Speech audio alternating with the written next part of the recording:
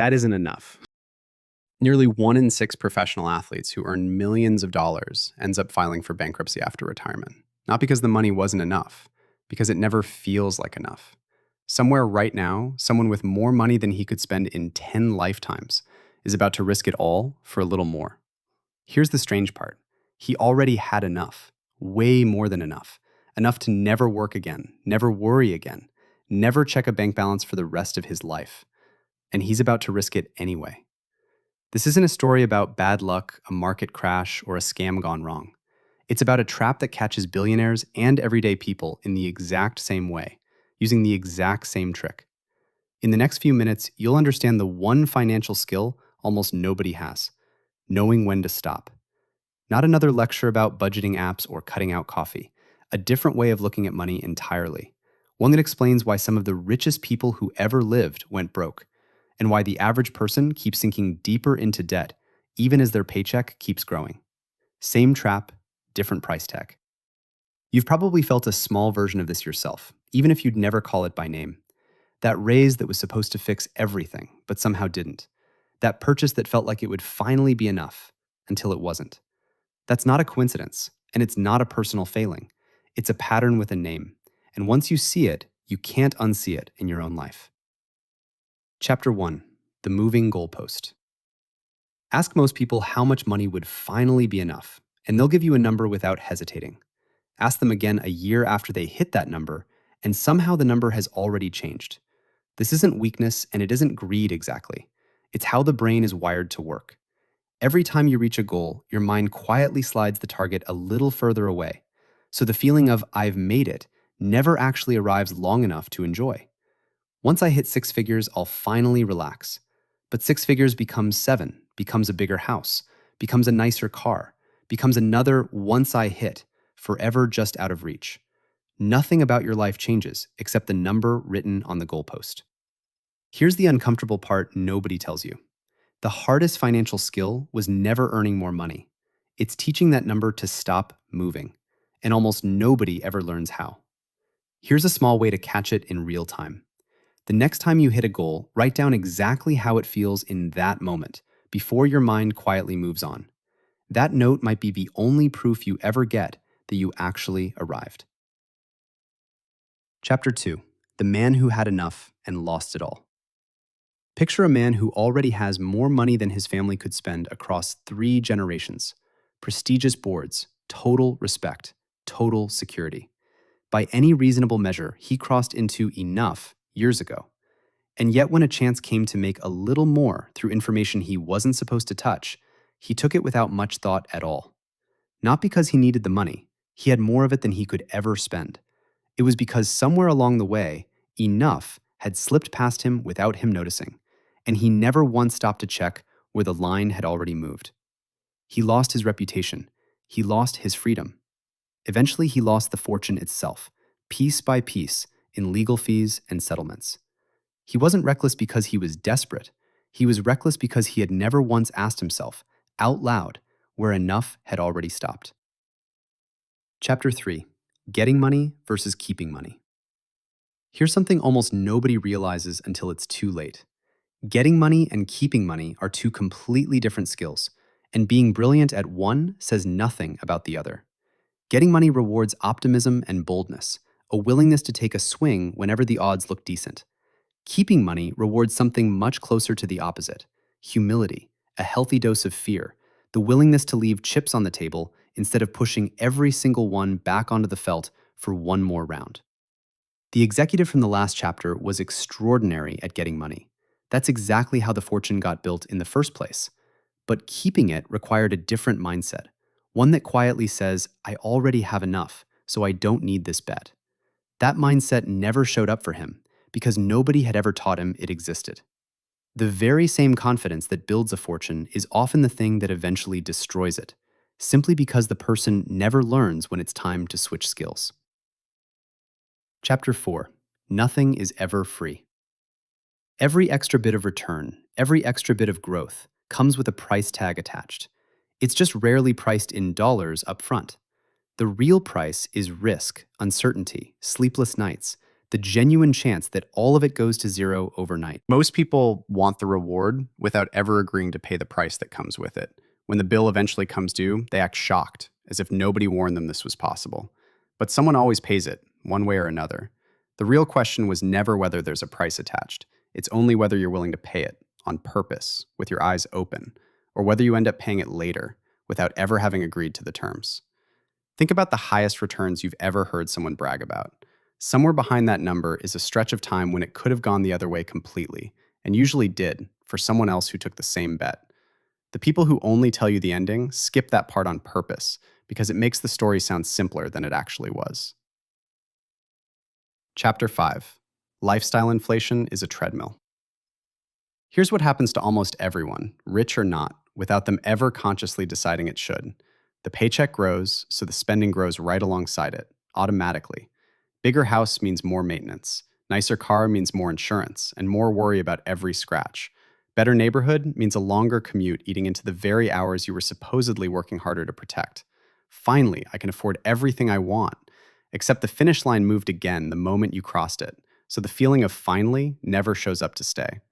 Lifestyle inflation works precisely like a treadmill. You're moving fast, breathing hard, sweating through your shirt, and going nowhere at all. This isn't only a billionaire's problem. It's exactly why average household debt keeps climbing even as average wages rise year after year. Normal life expands at the same pace as the paycheck that's supposed to be covering it, so the gap between the two never closes. Chapter 6. Rich versus wealthy. Most people confuse these two words constantly, and that one small confusion turns out to be extremely expensive over a lifetime. Being rich is visible. It's the car in the driveway, the vacation photos, the new watch catching the light at dinner. Being wealthy is invisible, on purpose. It's the money that was simply never spent in the first place. That new car in the driveway isn't proof of what somebody has, it's proof of what they already gave up in order to buy it.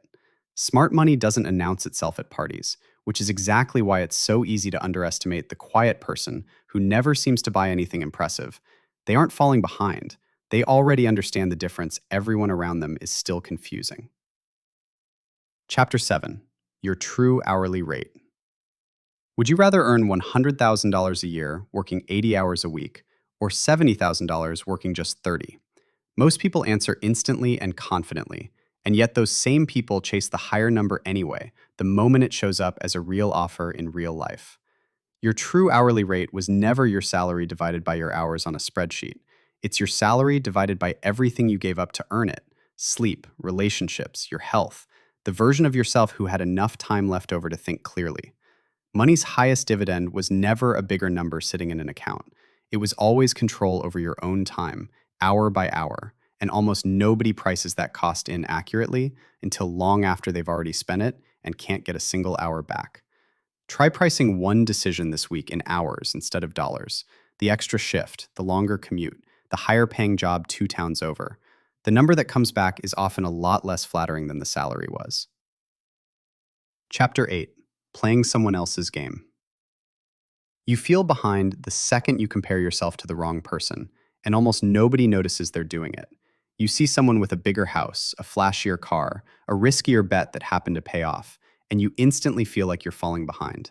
But that person might be 20 years younger than you, single with no dependents, already debt-free, or simply far more willing to risk everything than you are. Comparing your own financial decisions to someone playing a completely different game with completely different stakes will always make your own version of enough look small, no matter how large it actually is. The goalpost doesn't just drift on its own in the background. Other people move it for you constantly, every single day, the moment you let them hold the pen. Chapter 9. When you'll believe anything. Here's the part that explains why smart, successful people fall for things a complete stranger would laugh at. Desperation for a bigger number makes the brain unusually easy to convince. Someone who genuinely already has enough can afford to stay skeptical. Someone still chasing enough, no matter how much they already hold, becomes a much easier target for the promise of a little more, a little faster, with supposedly a little less risk than it should carry. The most expensive financial mistakes almost never start with someone being tricked from a standing start. They start with someone who is already looking for a reason to say yes. The executive from earlier wasn't naive, and nobody tricked him into anything. He was simply still looking for one more yes, and the world is always ready to hand one to a person who's still asking. Chapter 10: The Everyday Version of the Same Trap. You don't need a fortune to fall into this exact trap. The average credit card balance today sits well above $6,000, at interest rates pushing past 20% a year. That's not because people are careless or foolish. It's because enough moves at every single purchase, one small decision at a time. One more subscription nobody really uses. One more upgrade that felt necessary in the moment. One more, I'll just put it on the card, I'll deal with it later, it's fine. The minimum payment feels harmless sitting there in the moment, the same way one more insider deal felt harmless to a man who already had more money than he could spend in 10 lifetimes.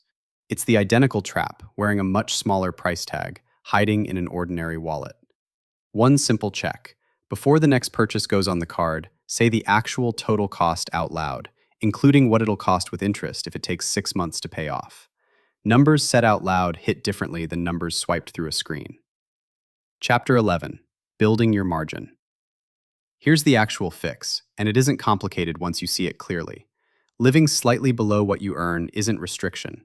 It's the only real way to build yourself a margin. That margin is what a financial cushion actually is, underneath all the jargon. Room for a bad year, a slow month, an honest mistake, or an opportunity you couldn't otherwise afford to take when it showed up. Without margin, one ordinary surprise turns into a full-blown crisis. With margin, that same surprise becomes nothing more than a minor inconvenience you barely notice. The people who never seem to panic about money, no matter what happens around them, almost always share one thing in common. At some point, on purpose, they built themselves room to be wrong. Think of margin as buying yourself options, not comfort. A repair bill doesn't turn into a missed rent payment. A slow month at work doesn't turn into a panic. You get to make decisions from a place of choice instead of a place of fear, and that alone changes almost every financial decision you'll ever make. Chapter 12: Redefining Your Own Enough. So how do you actually stop the goalpost from moving? In real life, not just in theory. Start by writing your number down somewhere you'll see it every day. Not a vague feeling about wanting more, but an actual number, attached to an actual life you can picture in detail. A house paid off, a specific amount sitting in savings, a number of hours per week you flatly refuse to work past, no matter what's offered. Then comes the part almost everyone skips. Decide in advance what you'll do the moment you hit it. Not chase the next number automatically out of habit, but pause, on purpose, and truly notice that you got there. Most people never build that pause into their life, so the moment passes without anyone stopping to feel it, and the mind just reaches for the next target out of pure momentum. The goal was never to want less than everyone else. It was to notice when you already have enough. Conclusion: enough was never going to stop moving on its own. That's never once been how any of this works, for anyone, at any income level. It only stops the moment you decide, deliberately and on purpose, exactly where the line is for you. Then you defend that line, even when reaching a little further would be effortless, easy, and completely justifiable in the moment. The billionaire who lost everything didn't need one more deal. The average person drowning in minimum payments doesn't need one more purchase either. What both of them needed, underneath everything else, was the same thing you need right now: a number you've genuinely chosen for yourself, instead of one that keeps choosing itself for you while you're not looking. Decide, today, what enough actually looks like in your own life. Then let that be the real finish line, not just another marker waiting on the way to the next one. Money was never the actual goal, not for him, and not for you either. It was only ever supposed to buy you the ability to stop chasing something else. Somewhere out there, someone with more than they'll ever need is about to reach for a little more anyway. This time, let it not be you.